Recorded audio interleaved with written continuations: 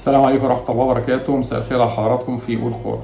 النهارده معانا مباراة الزمالك ومودرن سبورت في الجولة الثالثة من دوري نايل موسم 25/26 واللي انتهت بفوز الزمالك 2-1. أحرز للزمالك خوان ألفينا وشيكو فانزا، وأحرز لمودرن سبورت هدف عكسي من الونش في مرماه، وانتهى اللقاء ب 2-1. في الحقيقة فريرا النهارده بدأ تشكيل مكون زي ما نزل على الشاشة قصادنا كده: محمد صبحي في حراسة المرمى، رباعي الدفاع عمر جابر، حسام عبد المجيد، الونش وبنتاي. في النص بدأ في اليمين بناصر ماهر، محمد شحاته، عبد الله السعيد في الشمال، ثلاثي هجوم في اليمين خوان ألفينا في مركز 9 وداي الدباغ، وعلى الشمال شيكو فانزا. ده كان تشكيل الزمالك النهارده. خليكم معانا وبعد الفاصل في قول كورة.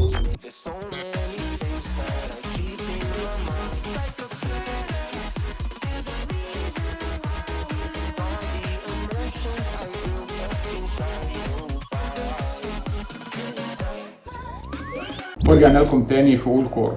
في الحقيقة قبل ما نبدأ حلقتنا النهاردة حابب أفكركم باللي قلناه في الحلقة اللي فاتت بتاعت مباراة المقاولين. اتكلمنا إن الزمالك عنده مشكلتين رئيسيتين هما دول السبب في سوء الأداء اللي كان موجود في مباراة المقاولين، وهما مشكلة التشابه ومشكلة الشراسة الهجومية. وهسيبكم كده ننزل فيديو بتاع الحلقة اللي فاتت نفتكر مع بعض إيه اللي إحنا قلناه وأرجع لكم تاني. خليكم معانا. أنا شايف من وجهة نظري إن مشكلة الزمالك بتكمن في نقطتين. النقطة الأولانية هي التشابه، والنقطة التانية هي الشراسة الهجومية. يعني ايه التشابه؟ يعني اللي بنلاقي الزمالك بيبدأ باتنين لاعيبة في مركز ثابت وهما محمد شحاتة ودونج، ونفس الوضع بالنسبة لعبد الله السعيد وناصر ماهر. عبد الله السعيد بيلعب مركز 8 وناصر ماهر بيلعب مركز 8، بس على الورق المدرب بيلعبه ناحية اليمين، واللي ناصر ما بيقدرش يأدي فيه وبينسى مهام المركز ده، مش قادر يلعب جناح أيمن، ودايما بيرجع لمركزه مركز 8 اللي بيتحرك فيه. وده اللي عمله المدرب بعد خروج عبد الله السعيد في الماتش اللي فات بتاع سيراميكا، لما نزل ناصر ماهر مركز 8 ابتدى يتحرك ويحرك الفريق معاه ويهاجم، وقدر من الهجمات وحركته للفريق واختراقاته ان يسجل الهدف الاول لنادي الزمالك في مباراه سيراميكا. فانا عندي النهارده المدرب يبدا باربع لعيبه الزمالك مش محتاج منهم غير 2. النقطه الثانيه الشراسه الهجوميه. يعني ايه شراسه هجوميه؟ هنبدا كده من خط الهجوم. يعني لازم يكون عنده وكلين، والوينجين دولت بياكلوا النجيل، وينجين فعلا ياكلوا النجيل، يعني يوصلوا للمرمى الخصم، يعني يمرروا، يعني يصنعوا فرص، يعني يحرزوا الاهداف، يعني يضغطوا على المدافعين ويستخلصوا الكوره لما فريقهم بيفقد الكوره دي. بصراحه الكلام ده احنا مش شايفينه في الزمالك بعد رحيل زيزو ورحيل مصطفى شلبي. بعد ما سمعنا اللي قلناه في الحلقه اللي فاتت في مباراه الزمالك والمقاولين، حابب اتكلم على ادخل في الموضوع على طول. موضوع الحلقه حابب اتكلم عن اذا كان خوان ألفينا خد رجل المباراه. فانا من وجهه نظري ان فريرا هو رجل المباراه. الحقيقه اتكلم كده في كام نقطه عن فريرا قبل ما اتكلم في تحليل المباراه، وهو لعب المباراه دي ازاي وخطط لها ازاي وعمل ايه مع مودرن سبورت عشان يكسب اللقاء. في الحقيقه فريرا في الفتره الصغيره دي اللي قضاها مع الزمالك انا شايف ان هو قدر يدخل في جو مباراه الدوري على طول، ما خدش وقت كتير. بنتكلم في 3 مباريات ابتدى يحط ايده على العناصر الاساسيه في فريقه. تاني حاجه عمل حاجه بتبقى دايما صداع في دماغ المديرين الفنيين والمدربين، قدر يثبت التشكيل. فعلا قدر يثبت مركز حراسه المرمى في محمد صبحي، ثبت بالكامل خط دفاع اللي هو رباعي الدفاع بالكامل عمر جابر من بدايه الدوري، عمر جابر، الونش، حسام عبد المجيد وبنتاي. شايف انه بيأدوا وبيجيب له بلاء حسن، يعني شغالين كويس جدا. وثبت خط الوسط، وده من اهم الخطوط، هو خط الربط بين الدفاع والهجوم المكون من محمد شحاته في مركز 6 على يمينه ناصر ماهر وعلى شماله عبد الله السعيد. فالحقيقه ان انت توصل ان انت تثبت تشكيل في فتره قليله زي دي، يعني بنتكلم في حوالي 75% من الفريق، بنتكلم في 7 مراكز اساسيه في الفريق، ان انت قدرت تثبته وتحط ايدك عليهم، ده في حد ذاته امكان. تاني حاجه حط ايده بنسبه 80% على امكانات كل اللاعب الفنيه والبدنيه. هنرجع نحط تحت البدنيه دي 1000 خط عشان نتكلم عليها في تحليل المباراه. عمل حاجه تاني، لحق نفسه بدري في المشكله اللي كانت قابلته موضوع التشابه، ان لقى فعلا التشابه في مركز 6، فراح مقعد دونج الماتش دوت ولعب بدأ بمحمد شحاته، فلغى موضوع التشابه ودبلرة الادوار والكلام من دوت. وبالتالي برضه مركز 8 اللي كان زائد ناصر ماهر قدام في مركز الجناح الايمن، واللي ناصر مش قادر يأدي فيه، ورجعه وسط يمين على اساس يبتدي يتحرك مع عبد الله السعيد بالتبادل ويخشوا مع بعض في مركز 8. وكده برضه يعتبر لغى الدبلره اللي كانت موجوده في مركز 8. فبصراحه حل مشكلتين كان الزمالك هيفضل يعاني منهم طول الموسم لو اصر على ان يبدا باثنين ديفندر، 2 6 و2 8 بالشكل اللي احنا بنتكلم فيه. لا، هو عمل تغيير محدود بوجود شحاته على حساب دونجا، وعدل ادوار ناصر ماهر في الملعب وعبد الله السعيد بحيث ان يبقى فيش في دبلره الادوار. ده اللي عمله في الفتره القصيره اللي مسك فيها الفريق. هنتكلم بقى عن المباراه. في الحقيقه من التشكيل ده وطريقه اللعب اللي بدا بيها، اهم حاجه عملها انا شايف ان العنصر الاساسي لفوز الزمالك النهارده او نجاح فيريرا هو موضوع الاسترتشنج. اعتقد فيريرا درس ماتش المودرن سبورت والاهلي كويس جدا. الماتش ده عمل استرتشنج الملعب بشكل كبير جدا، فعلا حفظ اللعيبه ادوارها. لو تبص للزمالك في بدايه الهجمه او في اي هجمه بيتكلم او بيبدا الهجمه من تحت او في المراحل الهجوميه عند عند منطقه 18 الخصم، لا الزمالك عامل استرتش الملعب بشكل كبير جدا، صعب على مودرن موضوع الرقابه والتكتل الدفاعي. وده كان سبب الرئيسي في ان الزمالك كان هجومه سهل وبيوصل بسهوله، وفي عدد كبير من الهجمات الزمالك قدر يوصل لها. اللي كان بيعاني اللي في الماتش المباراه المقاولين ما وصلش، يعني ما عملش هجمه واحده على بعض. لا المره دي بيوصل، المره دي شكل لعب حلو بصراحه. استخدم برضو فيريرا طلب من اللعيبه ان هي تتعب الكوره وما تتعبش نفسها. فانت تلاقي التمرير عشان عامل ستريتشنج الملعب، لا التمرير سهل والناس بتظهر لبعض. موضوع شحاته ان بيلعب لوحده في مركز 6، شحاته بيبقى راس مثلث في حاله بدء الهجمات. قاعده المثلث ده خط الدفاع بالكامل رباعي الدفاع، وشحاته بيبقى راس المثلث ده، وبتبتدي الهجمه المثلث ده بيتقلب تماما 180 درجه، بيبقى راس المثلث هو اللي بيبدا، راس المثلث من ورا هو اللي بيبدا الهجمه شحاته، وبتبتدي قاعده المثلث هي تبقى الجزء الهجومي في اتجاه مرمى الخصم المكون من ناصر ماهر وعبد الله السعيد. فبصراحه بقى في سلاسه وسهوله في اللعب ونقل الكوره في الملعب. لو تبص كده نقل الكوره والزمالك بيطلع ازاي، الزمالك ما كانش بيعرف يطلع بالكوره بسهوله. كان الماتشين الاولانيين كان الزمالك بيعتمد على الكرات الطويله سواء من حسام عبد المجيد والونش او من محمد صبحي. لا الماتش ده غير، الماتش ده فعلا في اختلاف. وزي ما قلنا كونك ان انت تلعب بونجين عندهم شراسه هجوميه، لا هيوصلك المرمى بسهوله.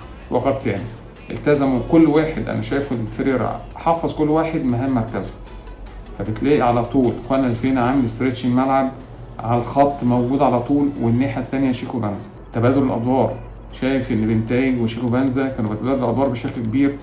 وبرده ناحيه اليمين اخوانا الفينا عمر جابر محتاج شويتين 3 زياده، بس انا شايف الفريق ككل فريق بتوصل ان انت بتهاجم الخصم باكتر من 8 لعيبه، بتوصل ل 8 لعيبه على المرمى على حدود مرمى الخصم، وده شفناها في فترات كتيره جدا طول المباراه. ونتكلم بقى فنيات المباراه وبدايه المباراه، هو عمل ايه؟ هو بصراحه اول ما نزل عمل حاجه اسمها الدفاع الضاغط بطول الملعب. بقت لعيبه الزمالك في ثانيه في نص ملعب مودرن سبورت في ضغط. هننزل صور طبعا واحنا بنتكلم كده عن موضوع الدفاع الضغط. الدفاع الضغط اللي عمله فيريرا في اول 15 دقيقه دي خلى الزمالك يستخلص ويسترجع الكره بسهوله جدا، وخلى الضغط الهجومي للزمالك عالي جدا. موضوع الاسترتشنج ان فتح الملعب كده والكره سهله والكره هي اللي بتمشي، مش اللعيب بيمشي والكره يروح لزميله، لا خلى سهل المهمه على مهاجمي الزمالك سواء خط الوسط او خط الهجوم، وبالتالي الزمالك وصل للمرمى وقدر فعلا بالشراسه الهجوميه اللي كنا بنتكلم عليها، قدر فعلا في خلال اول 12 دقيقه ان الزمالك يحرز هدفه الاول عن طريق قناه 2000. ففعلا موضوع الدفاع الضاغط وموضوع الاسترتشنج اللي هو كان السبب الرئيسي في فوز الزمالك وان منع تكتل مودرن سبورت زي ما تكتل في ماتش الاهلي. لا هو عارف قرا الماتش كويس بتاع الاهلي، لا فعلا عمل استرتش كويس جدا للملعب، فتح الملعب بقى فيه سهوله، الزمالك بينقل بسهوله جدا، بيوصل لمرمى مودرن بسهوله واحرز هدفه الاول. في الحقيقه بعد 15 دقيقه انا شايف ان المباراه كلها بتتلخص 15 دقيقه دول. الزمالك فرض اسلوب لعبه وقدر يسجل جول. بعد كده الماتش بقى سجال بدون خطوره فعليه على الزمالك. بقى في تبادل شويه للكرات في وسط الملعب، وقدر مودرن يهاجم الزمالك.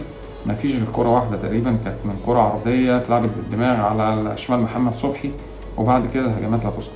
اداء الزمالك لا اداء مريح. لو بصينا برضو في الشوط الاول هو محفظ خط دفاع الزمالك على دفاع متقدم.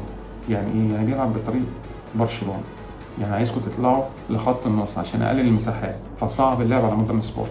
وهننزل برضو صوره على الشاشه دلوقتي هتشوفوها قصادكم كده ازاي خط الوسط كله بيتحرك، خط الدفاع كله بيتحرك لخط النص على اساس يضايق المساحات ويخرج اكتر من 2 أو 3 مهاجمين من اللي موجودين من مودرن سبورت بره اللعب، ليه في مركز التسلل قبل ما اللعيب يعدل وضعه ويرجع يعدل وضعه من موقف التسلل ده ويرجع يهدي نفسه تاني عشان يبتدي يهاجم. لا الزمالك بيكون قدر يقطع ويستخلص الكوره. ففعلا دي الطريقه انا شفتها في اكتر من مرحله من مراحل المباراه. لا الزمالك فعلا بيضغط، بيطلع بخط الدفاع بالكامل لغايه نص الملعب فعلا، فبيضايق اللعب وبالتالي بيقدر يستحوذ على الكوره وبيقلل خطوره المهاجمين وبيبعد المهاجمين عن مرماه. ودي طريقه كانت ناجحه جدا فعلا. الشوط الاول ما كانتش فيه هجمات تذكر لمودرن سبورت، وكان شكل الزمالك افضل في 15 دقيقه رغم تسيد مودرن سبورت بعض فترات المباراه لمده 20 دقيقه من الشوط الاول، الا كانت خطوره بدون فعاليه. دي كانت احداث المباراه وقراءتي للي عمله فريرا في خلال الشوط الاول، وهنتكلم مع بعض عن الشوط الثاني ولكن بعد الفاصل. خليكم معانا في قول كوره الحكم هشام حامد. قول كوره واحنا كمان هنقول. ورجعنا لكم تاني في قول كوره واحداث الشوط الثاني. زي ما فريرا كده فاجئنا في الشوط الاول بموضوع الضغط على الخصم، وقدر في خلال 15 دقيقه يسجل الهدف الاول. فوجئنا فيه في الشوط الثاني برضو بدأ بنفس الضغط بس بشكل مختلف في تحرير شيكو بنزا. شيكو بنزا اتحرك وساب الجناح الشمال ولقيناه داخل في نص الملعب، لما بيتحرك بيوصل لغايه الجناح اليمين وعمل كورتين 3 في اول 5 أو 7 دقايق هو وخوان الفينا. ومن كوره من الكرات ديت خوان الفينا وصله، سحب الكوره لنفسه بشكل كويس جدا، فتح زاويه التسديد بتاعته وشاط. كرة سهلة بس اتعامل معاه أبو جبل بشكل مش كانش عنده حسن الظن شوية، وكان هو السبب في دخول الهدف ده مرمى مودرن سبورت عشان يتقدم الزمالك 2. في الحقيقة بعد تحرير شيكو بنزا ده رجع تاني شيكو بنزا بيلعب ناحية الشمال، وابتدى الزمالك ينقل الكرة زي ما شفناه كده فاتح الملعب بشكل كبير، وينقل الكرة من رجل لرجل. أول مرة أشوف شكل الزمالك، هنوريكم شكل الزمالك الهجومي بيبقى عامل ازاي. في صورة كده عندنا في الشوط الأول هننزلها لكم، وبرضه هجمات الزمالك. في هجمة في الدقيقة 70 الزمالك راح ازاي، كم عدد اللعيبة اللي راح بيها. لا الزمالك فعلا مراكز هجومية، ابتدى يبقى عنده شراسة هجومية وعنده الرغبة الأكيدة في تسجيل الأهداف. زي ما نزل قصادنا كده، دي صورة من الصور اللي كانت موجودة في الشوط الأول، ازاي الزمالك بيهاجم ب4 في خط الهجوم الأمامي زي ما شايفين في الصورة دي كده. هنشوف بقى صورتين تاني كده مختلفين دول في الشوط التاني. دي كانت هجمة تقريبا في الدقيقة 70، الزمالك راح بحوالي ب4 أو 5 لعيبة على عدد أقل من المدافعين، حوالي 4 لعيبة، واحنا بنتكلم عن العنصر البدني. لا الزمالك رايح بشكل كويس في الدقيقة 70 ووصل لغاية مرمى الخصم، ومن هجمة مرتدة راح بيها ناصر ماهر وكان معاه خوان الفينا الناحية التانية، بس الصراحة طول فيها. يعني كور من كور أليسون بيكر بتاع حارس مرمى ليفربول عملها صبحي لناصر ماهر، اتحرك بيها من نص الملعب ووصل لغايه خط 18 وحطها بليسنج كده على شمال ابو جبل، بس في الحقيقه بره القائم. وانا شايف ان الكره دي كان افضل ان يبقى فيها اللي هو التمرير لاخواننا الفينا، كان في مركز افضل وكان ممكن يعمل خطوره اكبر من هجمه زي دي. ده كان شكل الزمالك اللي شفناه. برضو الزمالك فريرا عارف قدرات الفريق كويس جدا، عارف ان الزمالك ما يقدرش يضغط على فريق لمدة 90 دقيقة عشان العنصر البدني مش في أعلى مستويات. الحقيقة خد المباراة مراحل، مرحلة الضغط، مرحلة إن أنا باخد الخصم وبطلع بيه على نص ملعبه بحيث أقلل المساحات فالخصم ما يعملش عليها ضغط، مرحلة السلاسة والسهولة في خروج الكورة، وهي دي اللي كانت تنقص الزمالك الفترات اللي فاتت. الزمالك ما كانش بيعرف يطلع الكورة من تحت، لا الماتش ده الزمالك بيطلع الكورة من تحت، بيلاقوا بعضهم حركة ممتازة. موضوع ان انا اروح مطلع شحاته وهندي دونجا ربع ساعه او ثلث ساعه من المباراه ده شيء طيب عشان يبقى عندي البديل الكفء، لا يبقى انا في الحاله زي دي انا بدخل دونجا برضه في المباراه حته. في الحقيقه فريرا ما كانش موافق في تغييراته، وخاصه ادم تايد اللي لعبه ناحيه الشمال. شايف ان ادم مش جناح خالص، ادم ده لاعب وسط تستفيد منه في نص الملعب. شايف انه ممكن يبقى بديل كفء يعني ما يبداش اساسي، لان جات له كور كتيره جدا 1 على 1، وكان بيبقى عنده المهاجم. لما بنتكلم على الوينج، لا الوينج بيبقى عندي الاصرار ان انا اعدي من المدافع، عندي الاصرار ان انا اروح، عندي الاصرار ان انا اوصل للجول، عندي الاصرار ان انا اجيب هدف. اللي شفناه لا يعني انا بوصل، لا انا امكانياتي اقل من المدافع، انا مش هعرف اعدي منه، بقف على الكوره ترجع تاني وش الملعبي تيجي ارجع الكوره لتحت. لا الكوره زي دي قللت كتير جدا من العنصر الهجومي للزمالك. فبصراحه الزمالك ما استفادش بتغييرات فريرا. الناحيه الثانيه شفنا الكابتن مجدي عبد العاطي قرب تماما بطريقه اللعب اللي بدا بيها فريرا. يعني فعلا في اول 15 دقيقه هو مش عارف يقفل على الزمالك، مش عارف يعمل تكتل دفاعي، مش عارف يطلع بالكوره، مش عارف يستحوذ. خد 15 دقيقه وكان جه في الجون الاول عشان يبتدي تاني يرجع يمسك كورة. في الحقيقة كانت مفيش خطورة تذكر غير لما بنتكلم في كورة واحدة، التحول اللي كان موجود لما كابتن مجدي عمل 3 تبديلات فتح الشوط التاني، ادي السيطرة شوية شبه كاملة لمودرن سبورت في فترة من فترات المباراة، وابتدى يبادل الزمالك الهجمات. بس من شكل المباراة تحس لا، الزمالك يكسب، الزمالك يقدر يجيب اجوان، رغم ان مودرن ممكن يبقى عنده فرص، ممكن يجيب اجوان، بس زي ما مودرن عنده الفرصة ان يجيب الهدف، الزمالك عنده الفرصة ان يجيب التاني والتالت. لا فعلا النهارده انا شايف ان دي مباراة المدرب خد الفريق من حتة تانية، وشايف ان لو هنقول اخوانا 2000 راجل المباراة اللي جاب الجول وعمل اسيست، انا شايف ان عبد الله سعيد لا يقل عنه تماما. عبد الله سعيد لعب مباراة هايلة، عبد الله سعيد كان رابط الخطوط كلها ببعض. عبد الله السعيد الاصرار بتاعه في عمل التمريره المهمه اللي يجي منها الهدف وهو اوت اوف بالانس، لا موضوع تاني خالص. واصر ان يعمل الباص لاخوان 2000 رغم ان جسمه كانش معدول ورغم ان هيقع ورغم ان كل حاجه، لا انا عايز اوصلك تجيب جول، وقد كان. فانا عمل كوره كويسه جدا لاخوان 2000 جول. فانا شايف ان من وجهه نظري راجل المباراه دي تكون مشاركه بين اخوان 2000 عبد الله السعيد. وشايف انا بالنسبه لي الراجل الاوحد دلوقتي في الزمالك بعد جون ادوارد هو المدرب فريرا فعلا ابتدى يحط ايده على امكانيات الفريق، اللي ناقصه انه يبتدي يشتغل على حته العنصر البدني شويه. لازم اعلى مستوى اللياقه البدنيه لان الدوري طويل، المنافسه شديده، لا انا عايز من اللعيبه كتير. رغم ان انا عندي بدايل، لا انا شايف لا في بدايل، بس انا عايز من اللعيبه اللي في الملعب ده كتير، لان انا شايف ان بدايله تغييرات واعتقد في الفتره اللي جايه مش هتكون قبل الدقيقه 70. الف مبروك لنادي الزمالك وهارد لك لمودرن سبورت. وفي نهايه حلقتنا هنعرض نتائج مباريات الجوله الثالثه من دوري نايل 2016. فاركو كان بيلعب طلائع الجيش والمباراه انتهت 1-0 لفاركو. البنك الاهلي وقرابه الاسماعيليه تعادل ايجابي 1-1. اسماعيل واتحاد السكندري 1-0 اتحاد السكندري. المصري وبيراميدز تعادل ايجابي 2-2. سيراميكا كليوباترا وانبي 2-0 لسيراميكا. وادي دجله وبتروجيت 1-0 لبتروجيت. الجونه وغزل المحله تعادل سلبي. المقاولين وحرس الحدود تعادل سلبي. سموحه وزد اف سي تعادل ايجابي 1-1. مودرن سبورت والزمالك 2-1 لصالح الزمالك. دي كانت نتائج مباريات الجوله الثالثه، وان شاء الله نشوف الاهلي طبعا في الجوله دي كان باي تمام، وبيراميدز هيبقى باي في الجوله السادسه، والزمالك هيبقى باي في الجوله تقريبا 11. دي كانت نتائج مباريات الجوله الثالثه. ان شاء الله نشوف حضراتكم الحلقه الجايه في قول كوره مع حكم الكوره السابق هشام حامد. السلام عليكم ورحمه الله وبركاته.